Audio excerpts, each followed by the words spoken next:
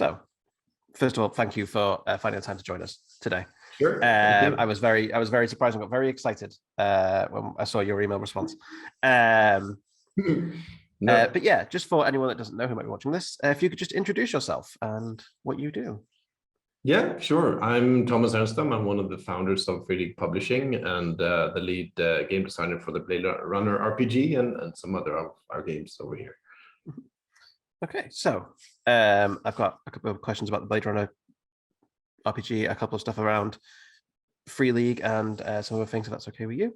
But first of all, obviously I've read the book, and the introduction introduces your kind of like goes through your introduction to Blade Runner, which was eerily similar to my own. But if you could just go through that for people, like what got you into kind of Blade Runner as a movie, as the franchise?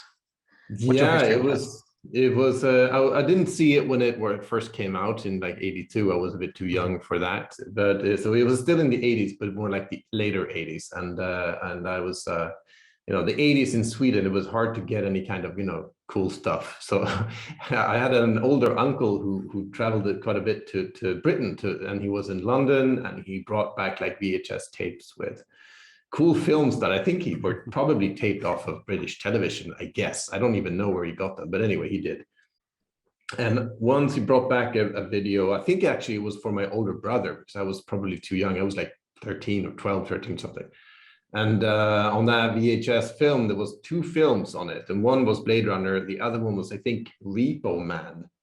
And I kind of just started watching those things and just got completely, even at that young age, kind of blown away by Blade Runner. I watched it, several times over. And I think I never got around to even watching the other one on the tapes. I just got, completely caught up in Blade Runner, and that kind of stayed with me ever since. Mm-hmm. Yeah. So, you have obviously done. You've mentioned how like adapting Zero Year for Blade Runner was kind of a step up to the system. What are kind of like what do you consider like the biggest changes, the biggest stepping ups going into that? And like, were there any kind of big challenges along the way with adapting that system? Yeah, I mean, we have had this kind of developed into a house system, I guess. We call it the Year Zero engine. It started out as the game mechanics for Mutant Year Zero, and that hence the name. So it was never originally designed to be kind of a generic or a system like that, but we started using it for other games, first Coriolis, then Tales from the Loop, and then it kind of just ballooned from there. And now we felt it was a fairly rules-light system that is easy to adapt to specific settings and themes. And once we got around to Blade Runner, it felt natural to continue in that, at least the same core, because something by now it's kind of people almost expect it, or it's an easy way for, if you played one Free League game, you have a rough idea of the mechanics that will probably be used. So it kind of makes sense to not do a completely different system for every game. So we didn't want to do that for Blade Runner either. We wanted to keep that same base, but we also knew we had to change it, because we do for every game to adapt it to the the style, the genre, the setting, and this was certainly no exception. And I had started tinkering with, because normally the Year Zero engine is a dice pool system with lots of D6s. It's kind of anyone who rolled sixes. That's kind of the core of it. But I had started tinkering with a system that used fewer dice and just, but instead uses polyhedral dice, like a poly dice system with a step system there. Instead of rolling more dice, you roll bigger dice, basically. And you still want sixes or more, but that's obviously easier on a D10 or D12. So we started developing Blade Runner about the same time as I started working on another game, Twilight 2000, even though that one came out earlier. It came out about a year ago. And so this step system is something that I had started sort of tinkering with, and for those two games, it kind of made sense, but for quite different reasons. For Twilight 2000, we had other dice coming in, ammo dice and stuff. So we felt having like those big, because the original system, the Year Zero core, has quite a few dice. You can roll, like a typical dice roll might be 6 or 7 D6s, so you could even go 10 or even sometimes over 10. So it's quite a big fistful of dice, which can be a lot of fun. But for Twilight 2000, we felt adding like even more dice for like ammo and stuff to that, it's just going to be completely unwieldy. It's like too much of a good thing. Yeah. So we decided to try this other system, the step dice for like the core, and then the ammo dice come on top of that. So that kind of kept the dice pool manageable. So that's kind of got us thinking, and going into Blade Runner, there was a couple of different things that kind of made that happen. And the main reason is that Blade Runner is at the kind of the structure of the game, at least the core game, is investigations. It's kind of going from location to location, looking for clues, interviewing people that you meet, trying to, and part of that is a lot of handouts. So you get a lot of pretty handouts for the game, like the core. There is something called, the adventures are called case files, and the one in the starter set has like 26 or 27 handouts, I think. So really, when you play the game, you will kind of fill your table with handouts. Plus you have maps of the locations, plus you have like mugshots, like photos or pictures of main NPCs. You kind of, the idea is that you fill up your table, whether it's physical or online, but with these kind of handouts and everything. And we also, so that takes a lot of table space and mind space for the players. And another big part is like character development. We really wanted to dig, in Blade Runner, you have to kind of dig deep into your character and what they stand for and what they're all about, really. So with all that going on, having like 12 dice on top of that, it's going to get messy and it's going to be distracting. So we wanted something smaller, something that takes up a little bit less space. And then having this system with 2 dice, it can be 1 to 3 dice actually, but typically it's 2 dice. Is a bit more, and it fades a bit more into the background, and we felt that was a good fit for Blade Runner to have the game system kind of not be out in front, but rather a little bit more in the background. So that's why we tried it out. We had a couple of different versions during development, but we ended up feeling that this is actually a good fit, and that's the route we went. And a small bonus is that because we just felt it was kind of neat that in the on the original film, the kind of when you see Roy Batty and the others on the screen, they're presented with like their physical and mental capacity, and it's like from A to, I think they're shown like from A to C or something. Yeah. But basically that kind of meshed really well with, because in the step dice system you have like a 4, and we use that in Twilight 2000 as well. It's from A to D, or so it really is kind of, it matched. It was a nice little touch that if you have like an A, that's a D12, that kind of matches what was in the original Blade Runner film on the screen, with the kind of Roy Batty has an A and whatever. So that was kind of a nice touch that we felt, that's cool, let's do that. Yeah, so something I definitely noticed reading, going through the book, there's a lot of things in there, a lot of little like references and notes, like you mentioned Holden as one of the characters, like the superior officer, like Taffy Lewis gets a mention somewhere. Very, very deep cuts, I think. But oh, pardon me. There was a couple of other little like influences I noted that were outside of the movies. Things from like I think the big one that for me was it mentioned people that have been called specials, which I tried to wrap my brain if that was mentioned in the movie, because I remember it from the point and click video game. What were kind of like, where did you and your team kind of look for outside of the movies? Was there much influence from like other materials that you found, or? There is quite a bit actually. Obviously the 2 films are the main sources, but definitely there's been quite a bit of different other things. The video game, the old one that you mentioned, that was recently re-released, there is some stuff from that in there. There is like I think also the Chinyan currency that you use is also from there, I think, and there's definitely stuff from there, and also from newer stuff. In recent years there have been, of course, you had the short films that were released prior to Blade Runner 2049, so there's definitely things from those shorts there. Even our date 2037, where the game is set, is definitely influenced by because one of those short films was set in 2036 when they were about like the reintroduction of replicants on Earth, and that's why we set the game in 1 year after that, to kind of have that as our stepping off point. More of we've definitely, I've read all of these. There have been by Titan Comics recently. There has been a number of comic book adaptations Those Yes. have been, I can't say off the top of my head if there's anything like super specific taken exactly from there, but they were definitely kind of in our minds when we were doing the game as well.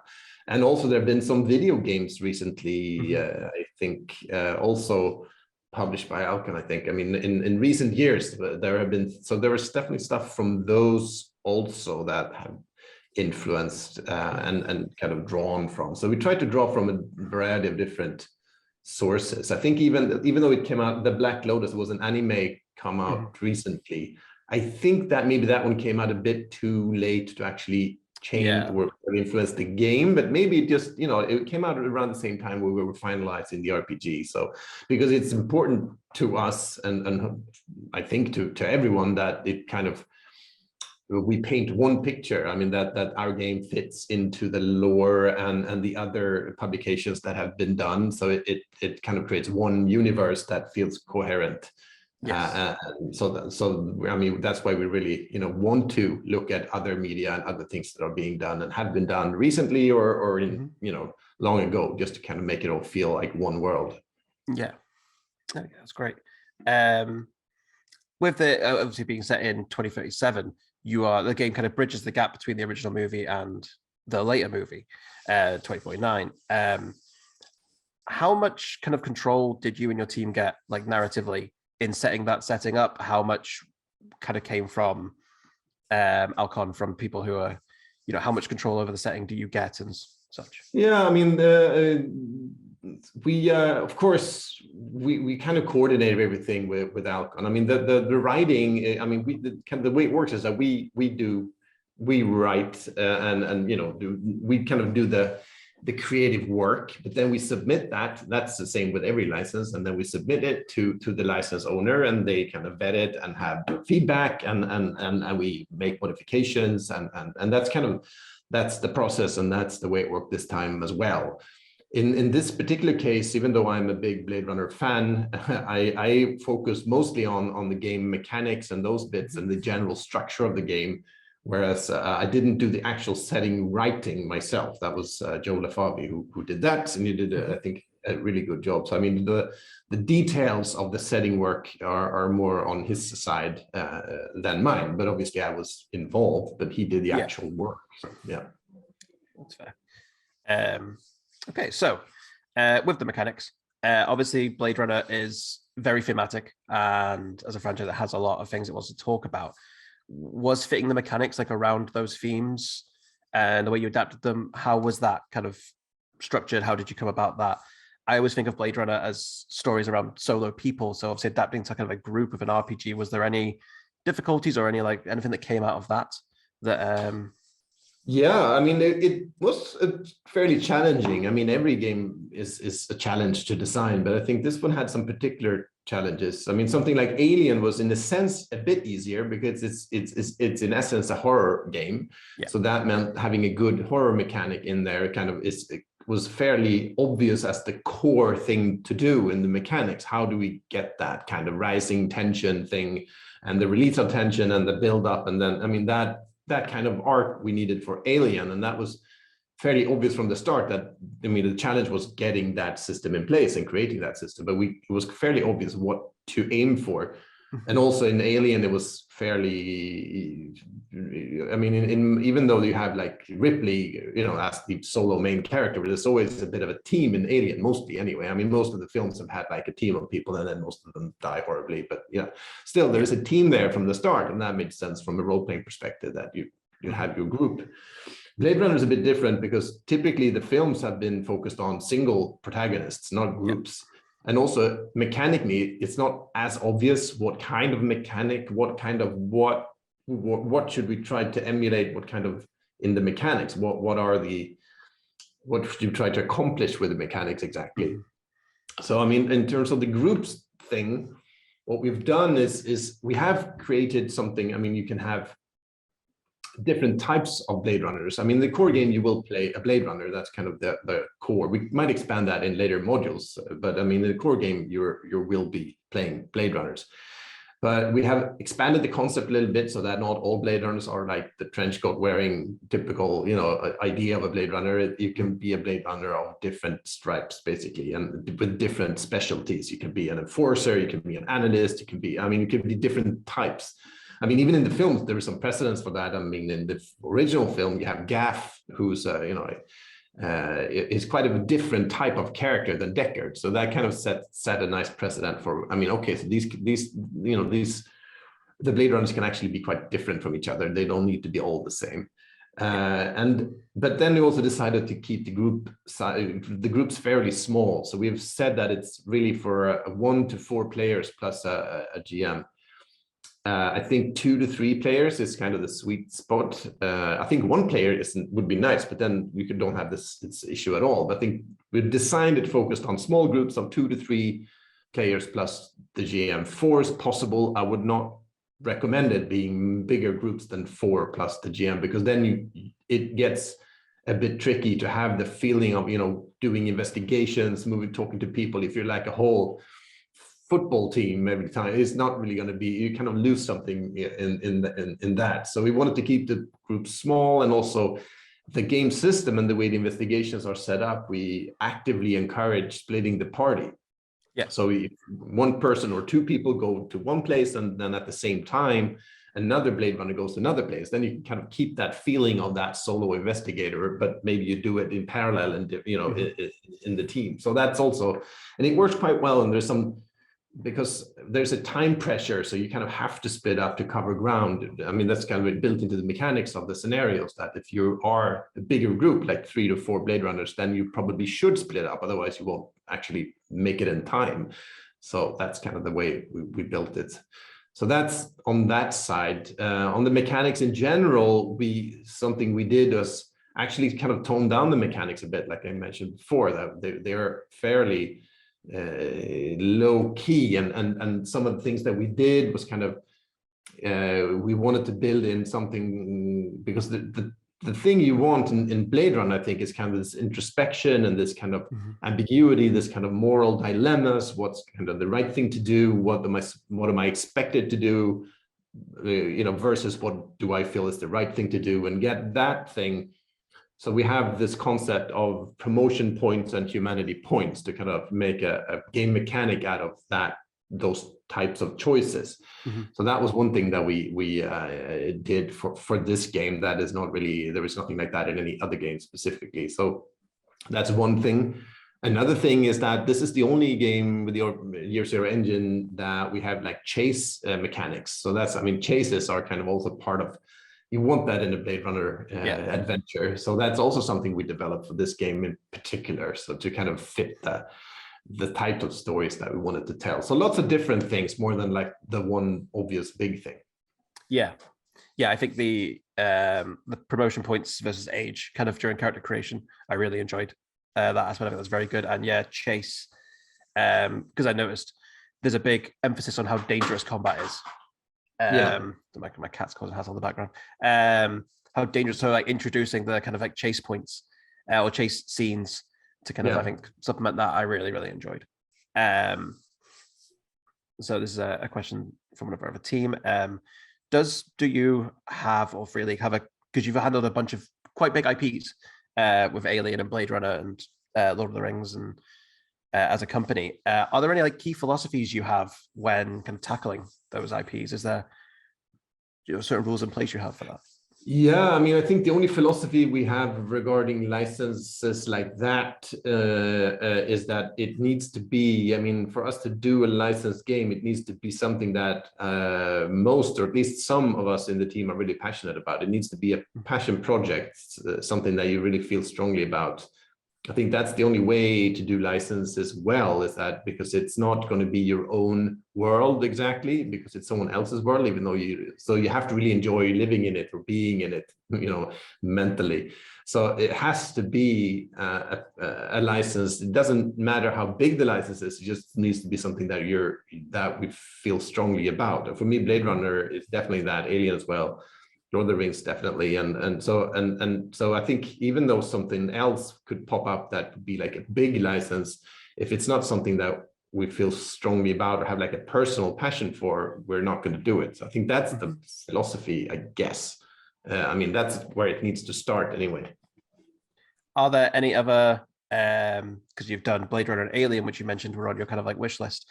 Are there any other Ps still on that list that we might expect in the future? Okay, if you can say. Might be. We have nothing. I mean, there is of course one or two kind of more that would be cool to do, but really, we're not hunting very actively at the moment. That's not. I mean, we also have our own IPs, our own original games that we also want to focus on. So we don't want to, lose sight of those. So that's kind of where we are right now. So we are doing that also. But of course, there is like maybe one or two that would be cool to do if that were possible, but nothing settled. I mean, apart from that we announced recently, we're doing a game based on The Walking Dead coming out next year, hopefully. So that is coming. But beyond that, nothing, at least nothing decided or settled but sure, maybe one or two, but I'd rather, until we know whether it's actually going to happen or not, rather, not talk openly about it, just in case it doesn't happen. It just becomes silly. So I'd rather wait until we know. Yeah, no, that's of course. That's a long. That's what I expected. Sure. What other? So go back to Blade Runner. What other? You mentioned more modules or like further expansion in the world. What sort of things would you like to do in that? Is there anything that you'd like to expand on setting wise or like module adventure wise?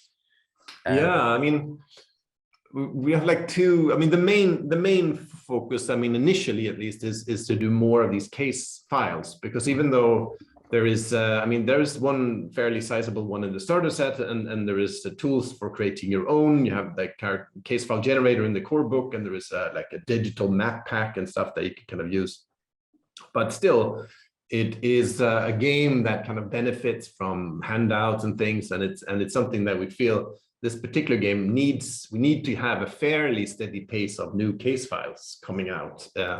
It's not really a fire and forget game. It needs to support, I think, because of its structure.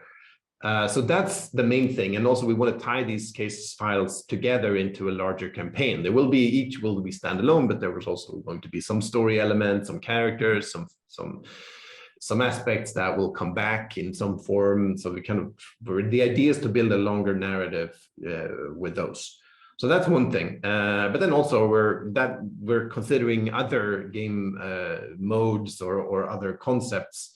And the idea would be to play something different than a Blade Runner. But that's not decided. It's not settled. It's not nothing that we're sure will actually happen. But it's just an idea we have and we got quite a few requests about that as well, because this is even though starting out focusing on Blade Runners made sense, we still feel, this is a big cool setting that could you could tell other types of stories in also, and so that's something we're considering, having some kind of campaign book or something that kind of, but then that would change not only who you play but also how you play, because the core game focuses so much on investigations and how that's the way the game is structured. If you do something completely different, you would probably need a different structure. So that would be a campaign book that with another way to play in this world.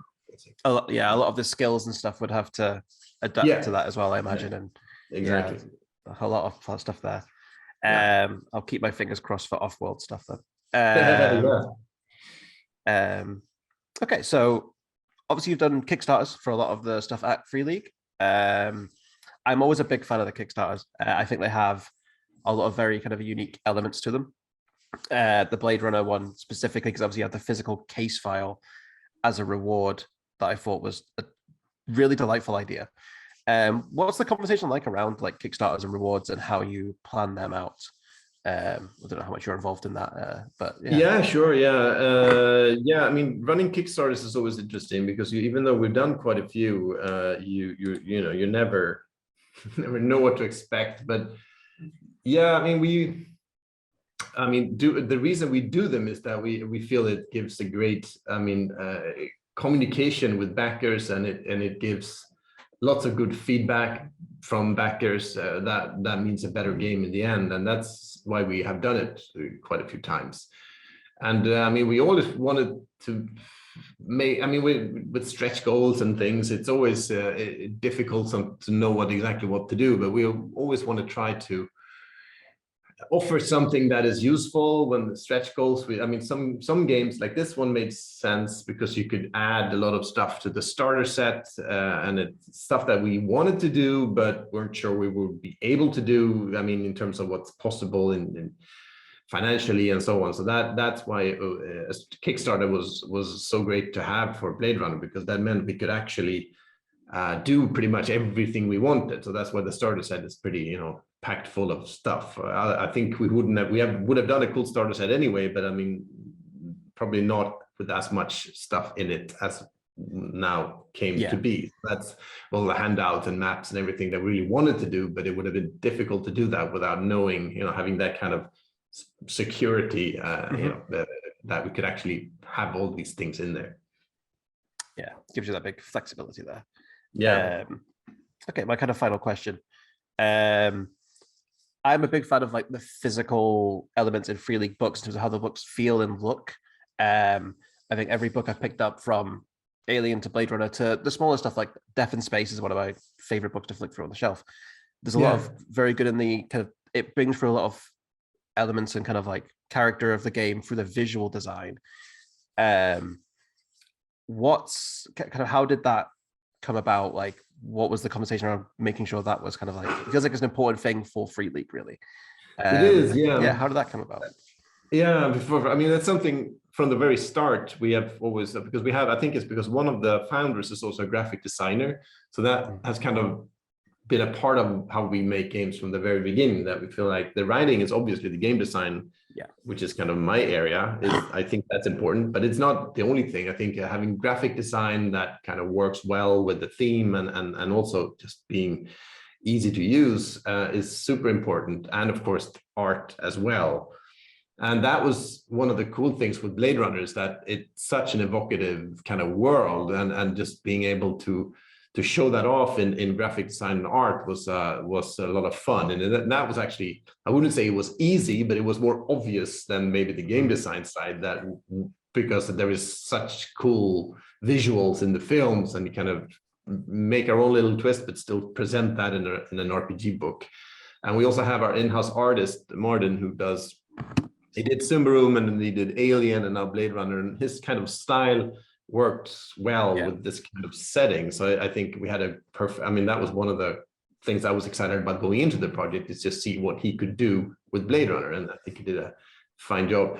So that was really key going into it. And there's also, when we did the starter set and all of the components, kind of how should they feel? Should they be kind of glossy or matte? That's like the starter set is kind of all glossy to kind of really make the kind of neon pop as much as possible. And the handouts we've kind of worked with, because one of the handouts is like a newspaper, and that's of course has the kind of matte feature. And then you have others that are kind of more glossy and kind of work with the paper quality and the coating of the paper. All of that stuff has to be right. So that's something we spend a lot of time, thinking about, and when any game really, but this was, I think, perhaps even more than most. Yeah, excellent. Okay, so I think that's about all my questions I had Cool. for you. If you could just let people know when Blade Runner comes out, what they could, get a quick 30-second elevator pitch on the game for anyone watching. Yeah, sure. Yeah, officially it's going to be released actually on Tuesday, the 13th of December. We're still shipping to backers, but there's a bit of a delay, especially in the EU. So there's probably not going to be in stores on Tuesday, but soon anyway. So yeah, and it's now it's on. If you haven't checked it out, you can do it at freeleaguepublishing.com. That's our website. It's available for pre-order, and you get a PDF right away, and then. You can pretty much jump right in, and the starter set has everything you need to try it out. There's a full case file and a condensed rulebook and pre-generated characters and everything. So you just want to have a taste of it, you can just try out the starter set and go from there.